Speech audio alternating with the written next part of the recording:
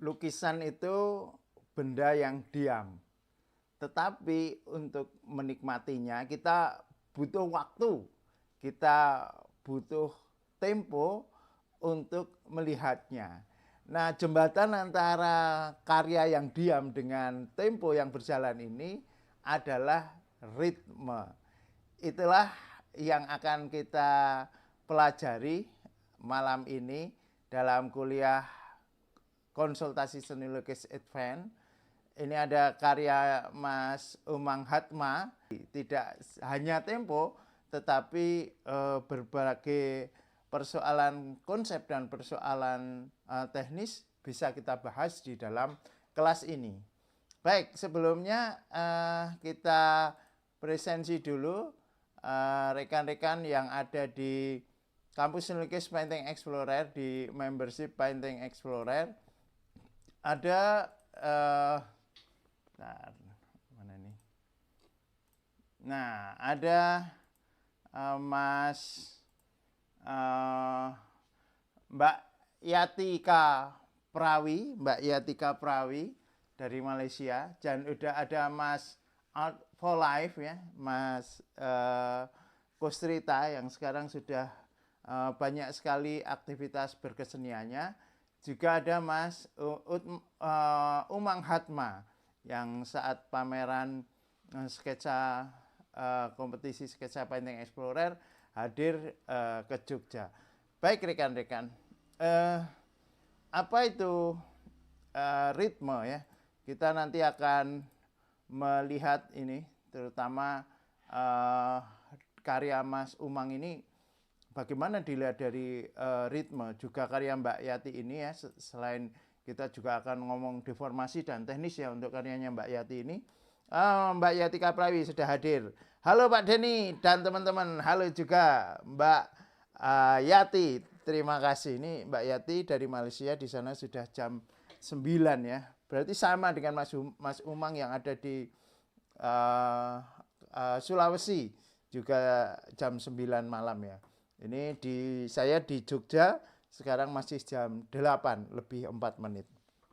Baik, saya sudah siapkan satu materi ya tentang ritme di dalam lukisan yang nanti akan kita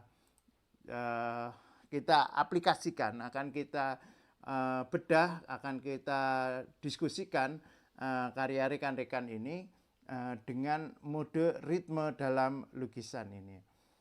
Yaitu kita akan membahas dari pola visual ke pengalaman waktu. Nah, ini menarik ya, pengalaman waktu, karena lukisan itu diam. Lukisan itu dua dimensi, tidak ada unsur geraknya ya, tidak seperti video misalnya, tidak seperti film, tidak juga seperti lagu yang butuh durasi tertentu untuk menikmatinya, tetapi lukisan itu bagaimanapun juga butuh waktu di dalam menikmati kan. Kalau cuma 1 detik gitu kan, sedetik pun kan sebenarnya juga butuh waktu kan.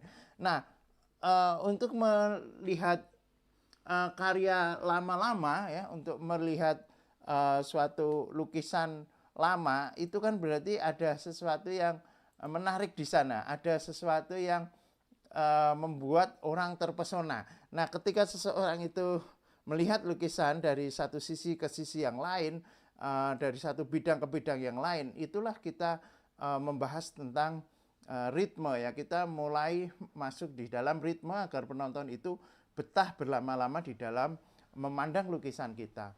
Nah, ada satu cerita menarik ya.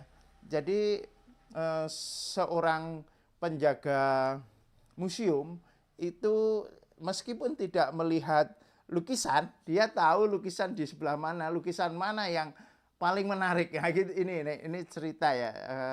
Ada unsur anekdotnya begini. Jadi ada penjaga museum, dia tinggalnya museumnya itu tingkat gitu ya, loteng, dan kalau ada orang jalan dengar gitu, dia ada di bawah.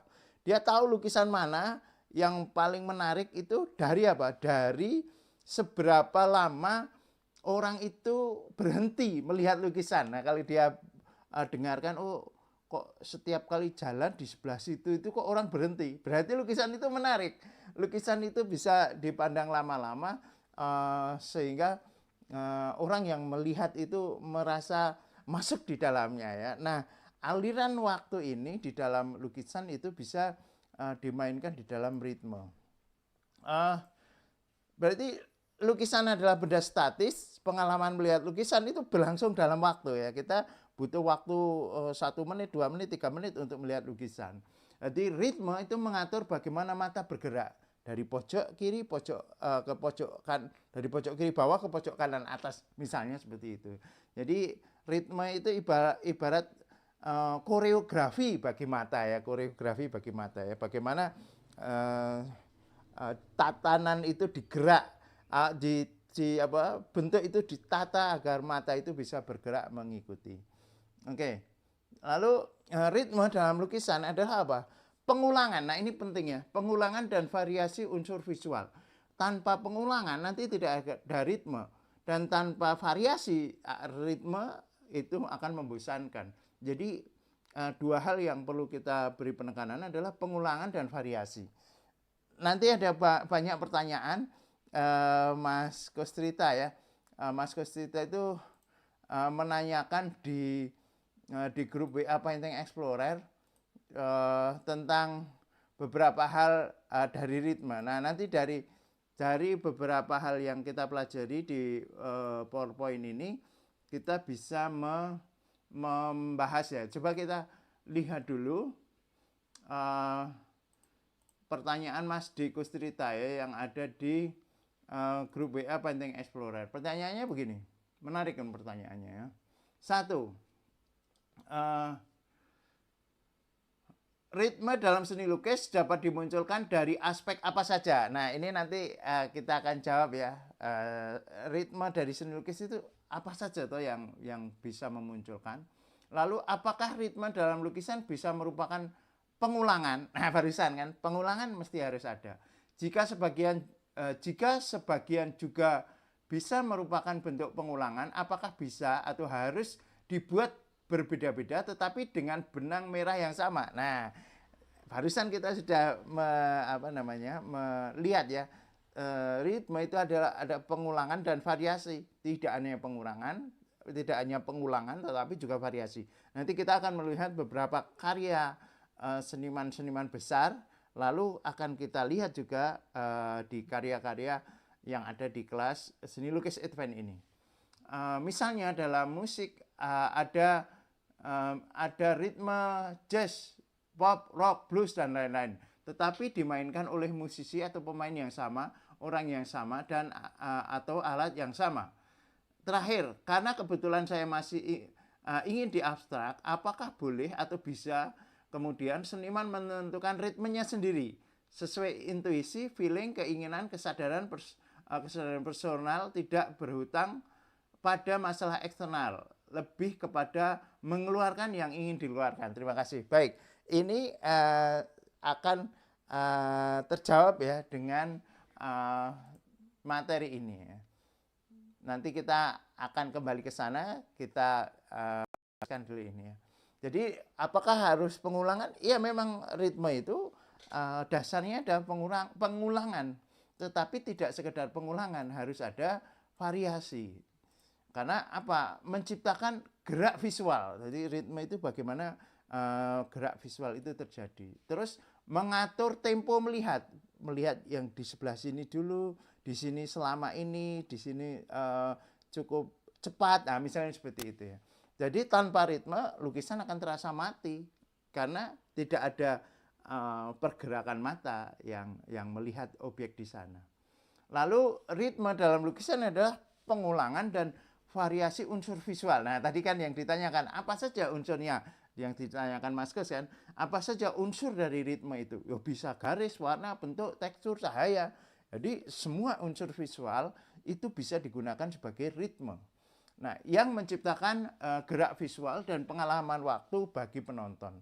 Jadi dengan penataan pengulangan garis, warna, bentuk, tekstur, cahaya ini, itu penonton akan melihat gerak visual ya, gerak visual. Seakan-akan visual itu bergerak, atau sebenarnya lebih tepatnya mata kita menelusuri objek-objek itu ya, menelusuri gerakan itu. Jadi tanpa variasi akan monoton, tapi tanpa pengulangan chaos kan, atau dia hanya akan ada apa ya, mandek lebih tepatnya mandek.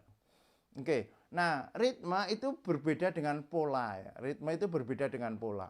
Kalau pola itu statis, misalnya lukisan ini cenderung berpola segitiga misalnya ya, seperti yang banyak dipakai untuk membuat kestabilan, polanya segitiga atau polanya horizontal atau polanya vertikal. Nah ritme itu perspektif pembicaranya berbeda. Ritme itu tidak statis tetapi dinamis. Bukan mekanis, bukan suatu ini tertata susunannya, tetapi justru mengalir. Bagaimana gerak itu berjalan di dalam lukisan. Terus kalau pola itu berhenti di mata, kalau ritme itu mengajak mata bergerak gitu ya. Kalau menggunakan pola lingkaran misalnya, udah kita menatap pola lingkaran yang ada di dalam lukisan itu. Tetapi kalau ritmenya adalah melingkar, maka mata kita mengajak untuk melingkari lukisan itu gitu. Pola adalah struktur, ritme adalah pengalaman. Nah, untuk unsur pembentuk ritme, nah ini yang tadi ditanyakan, macam-macam kan, ada garis, warna, bentuk, tekstur, cahaya, gelap, terang ya. Itu semua unsur rupa itu bisa bersifat ritmis. Nah, ini contohnya. Ini ritme garis ya, pada lukisannya Vincent van Gogh, Starry Night, ada lagunya ya, Starry Night gitu kan. Ini coba perhatikan ritme garis, kita akan merasa mengikuti garisnya ini ya, mengikuti garis-garis berulang, kan ada pengulangan kan, dengan garis-garis kecil ya, kayak apa namanya, arsir gitu. Itu kita akan melihat ini ya. Itu tidak selalu harus melengkung, mengalir seperti ini, bisa jadi diagonal, bisa jadi vertikal. Ini ada bermacam-macam ya. Ada yang lengkung, berbentuk spiral seperti ini. Tapi kita juga melihat pohon ini ya, itu cenderung ke arah vertikal ya. Vertikal tetapi juga ada lengkungnya. Mata kita mengikuti ya. Mata kita mengikuti alur lengkungan-lengkungan dari garis ini, dari ritme ini. Nah, ini ritme warna, pengulangan warna tertentu. Bisa juga kontras ya, gelap terang, atau warna panas, warna dingin. Coba perhatikan warna yang dipakai Henry Matisse ini, itu diulang ya, diulang untuk warna taplak mejanya, warna dindingnya, dan juga sulur-sulurnya ini kan, sulur-sulurnya ini ritme warna ya, pengulangan dengan warna. Tapi memang kalau kita perhatikan tadi ritme garis itu ya, itu akan terasa lebih ini ya, lebih mengalir, terasa lebih mengalir, meskipun nanti bisa aja dikombinasikan antara ritme garis dengan ritme warna. Bisa juga ritme bentuk ya, bentuk geometris vs yang organik ya, lengkung-lengkungan organik dengan geometrik yang cenderung patah-patah misalnya, seperti itu ya. Juga ukuran yang besar dan kecil yang diulang-ulang itu juga bisa ritmisnya. Fragmentasi bentuk-bentuk yang dipecah-pecah gitu, itu bisa juga menjadi ritme. Ini karyanya Mondrian. Itu sekilas ya dari karya yang ada. Nah, sekarang kita akan melihat karya rekan-rekan ya. Baik, sekarang kita mulai dulu dengan karyanya Mas Umang Hatma. Kita baca dulu ya. Kita baca dulu keterangannya. Ini saya besarkan dulu yang sini. Nama Umang Hatma, judul Pulau Biru. Tahun 2025, ukurannya 120 kali 150 cm ya. Cukup besar juga ini. bahannya akrilik di kanvas. Kanvas itu tidak pakai F tapi kan pakai V, Mas. Terus deskripsi atau konsepnya begini. Lukisan ini merupakan respon visual terhadap pementasan monolog bertema Pulau Biru. Karya ini menangkap pencarian akan sebuah tempat penuh kedamaian, sebuah pelarian dari realitas negeri yang didera ketidakadilan dan kesewenang-wenangan.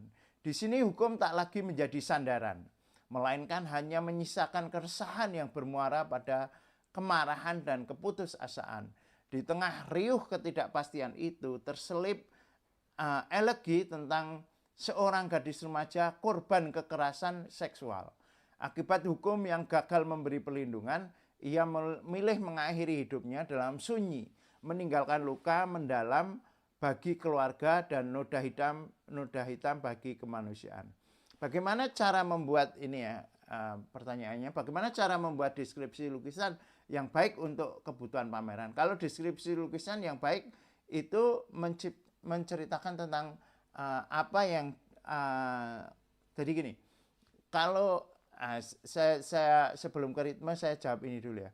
Bagaimana cara membuat deskripsi lukisan yang baik untuk kebutuhan pameran lukisan? Gini, Mas Umang, konsep atau deskripsi karya itu paling tidak kan ada dua, yaitu konsep penciptaan dan dua konsep perwujudan. Konsep penciptaan dan dua konsep perwujudan.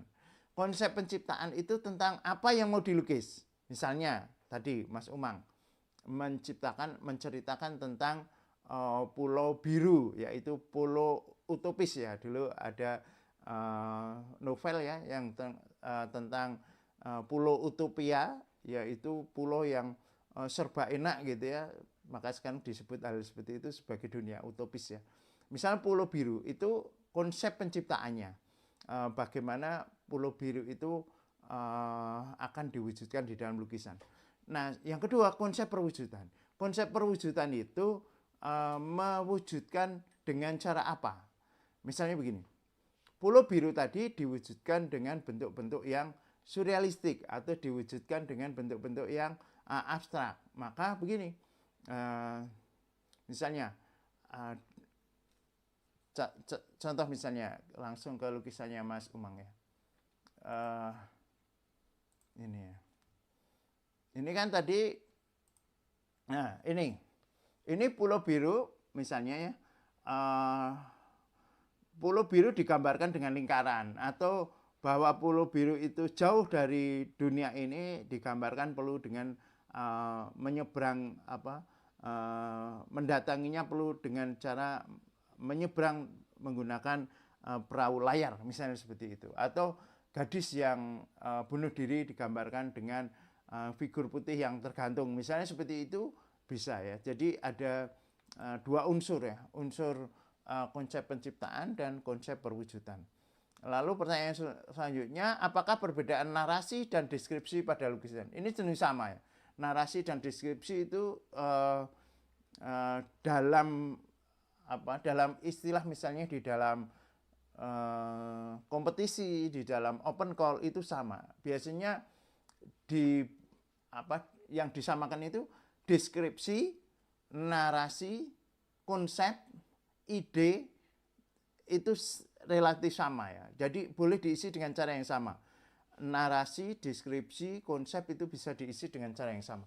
Meskipun saya sedang membuat buku tentang konsep ya, tentang konsep lukisan, itu ada perbedaannya. Kalau konsep itu bagaimana suatu karya itu mekanisme pemaknaannya bekerja, masih terlalu panjang kalau saya membahas ini ya, nanti pembahasan tentang ritme akan bergeser.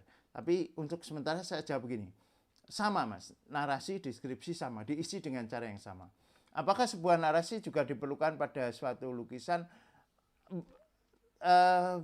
Begini Mas Umang, kalau sebenarnya ya, lukisan itu kalau sudah bisa berbicara secara visual, kita tidak perlu ngomong, wah itu keren. Jadi lukisan kita nggak ngomong apa-apa kok dia sudah bisa ngomong, berarti bahasa ungkapnya dia luar biasa. Tetapi itu tidak mudah untuk membuat lukisan seperti itu. Jarang lukisan yang kita tidak menyampaikan sesuatu, tetapi kita sudah tahu sendiri lukisan itu berbicara tentang apa. Jadi dia menggunakan bahasa visual yang sangat tepat. Nah, makanya ada pintu masuk ya, pintu masuk ke arah konsepnya, pintu masuk ke arah narasinya, yaitu dengan apa? Dengan judul. Nah, judul saja kalau sudah bisa mewakili cerita, mewakili narasi, mewakili ide di dalam lukisan, ya berarti judul itu lukisan itu sudah cukup diantar dengan judul. Tetapi kadang nggak bisa juga, dan kebanyakan begitu ya. Kalau Mas Umang tidak menceritakan tentang ini tentang Pulau Biru, ya kita nggak tahu. Makanya perlu narasi tadi, perlu narasi. Kalau pertanyaannya adalah apakah sebuah narasi juga diperlukan pada lukisan? Ya, kalau lukisan itu susah untuk dipahami, narasi itu menjadi penting. Baik, kita akan kembali ke ritme ya. Kita akan kembali ke ritme. Habis ini kita juga akan membahas ritme dan persoalan yang berbeda pada Mbak Yati. Kenapa kok Mbak Yati saya bahas setelah ini? Karena ada tidak sekedar persoalan ritme. Nah, kalau kita melihat lukisannya Mas Umang ini ya, kita perhatikan, kita perbesar. Nah, oke. Ya. Kita nikmati dulu detail-detailnya ya. Mas Umang ini memang memiliki garis ya, spontanitas garis yang enak. Kalau kita perhatikan garisnya itu berani ya, berani, tidak takut-takut, tidak malu-malu. Ketepatan bentuknya juga kena ya. Kalau kita lihat apa yang dia bentuk itu kita sudah bisa memahami ya. Misalnya ini ada pulau jauh di sana yang digambarkan dengan pohon-pohon kelapa yang meskipun ekspresif seperti ini, dan ombak-ombaknya juga dibuat dengan spontanitas yang kuat, itu kita masih bisa melihatnya ya. Termasuk ini di sini ada perahu kecil yang menuju ke suatu lorong gitu. Ini sudah menggambarkan tentang perjalanan ya, perjalanan ke tadi Pulau Biru ya, perjalanan ke Pulau Biru. Ini menarik, dan beberapa teknik dipakai ya, splattering atau cipratan yang dikombinasikan dengan teknik-teknik yang lain ya, misalnya impasto, tumpuk-tumpuk seperti ini. Juga ada beberapa dengan model seperti diarsir seperti ini. Ini keren ya, dari segi teknis, macam-macam teknik, ada juga teknik lelean juga dipakai. Ini menarik ya. Dari segi visual, karya ini karya yang menarik ya. Malam Pak Denny dan kawan-kawan, maaf baru masuk. Lanjut. Oke, Mas Art for Life atau Mas Deko Cerita. Terima kasih pertanyaannya. Tadi sudah kita baca pertanyaannya, nanti kita kembali ke sana. Tapi begini Mas, kalau kita ngomong tentang ritme, ini ada hal yang cenderung sama. Misalnya begini ya, kita lihat beberapa kekuatan yang saling bersaing antara misalnya ini, kepala yang ada di sini, kepala yang ada di kanan bawah, kepala yang ada di sebelah kiri yang sama besarnya gitu ya, meskipun warnanya berbeda. Terus ada perahu ya, perahu layar. Ini ada tiga paling ya, 1, 2, 3 kekuatan yang nyaris sama. Terus ini lumayan ya, lumayan bentuk bulat itu memang, apalagi lebih besar itu akan menarik ya. Jadi dari segi ritme memang lumayan sudah mulai ada pergerakan, tetapi sayangnya antara 1, 2 dan 3, figur wajah yang ada di kiri, figur wajah yang ada di kanan, dan perahu yang ada di tengah ini relatif sama posisinya dari ukurannya, misalnya dari tempatnya, dan ini yang lebih penting lagi, dia seakan-akan butuh tempatnya sendiri-sendiri, butuh couplingnya sendiri-sendiri.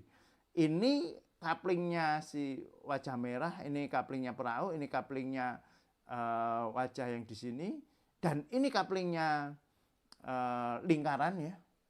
Yang itu seakan-akan semua pengen tampil,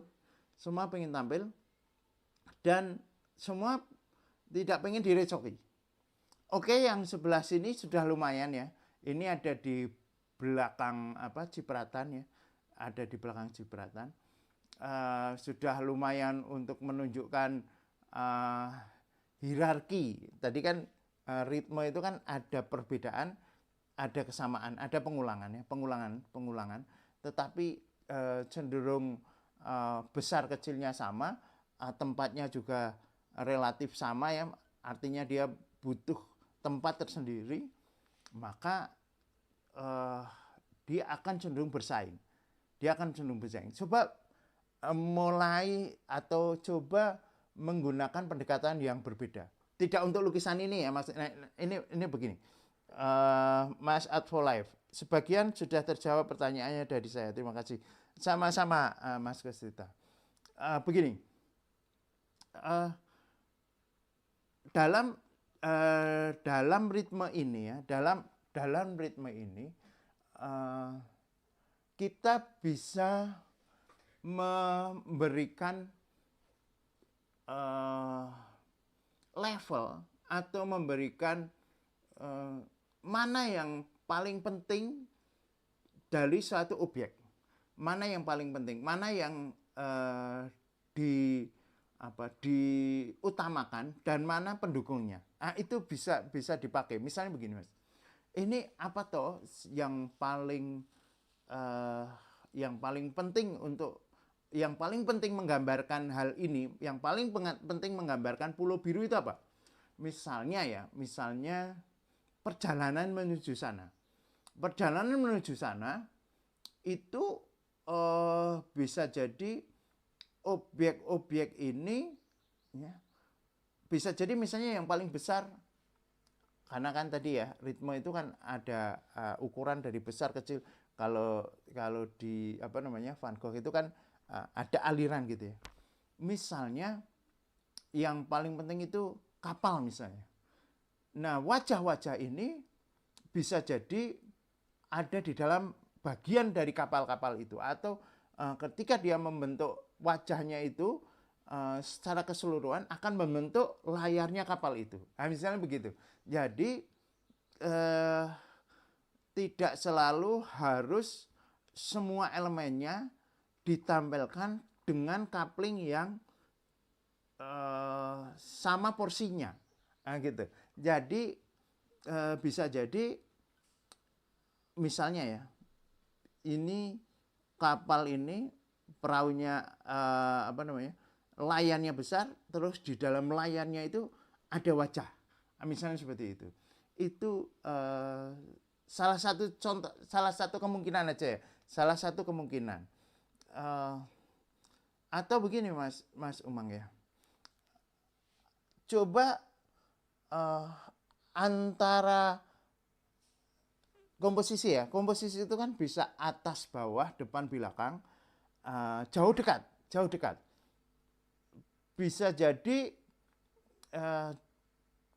jarak antara wajah yang ada di kiri dengan di kanan itu berbeda. Saya nggak tahu ini wajah di kiri dan di kanan ini siapa gitu ya. Mungkin kalau deskripsi atau narasinya lebih jelas lagi bahwa ini adalah seperti ini, wajah yang di kiri adalah menggambarkan begini, wajah di kanan menggambarkan begitu, maka perwujudan bahasa visualnya akan lebih rinci lagi. Terus ada juga begini, ini menarik yang ada di sini ya, orang orang yang menggantung itu kan ada wanita yang bunuh diri. Nah, menggambar wanita bunuh diri atau seseorang yang bunuh diri itu tidak harus digambarkan utuh. Kan bunuh diri itu kan suatu misteri kan.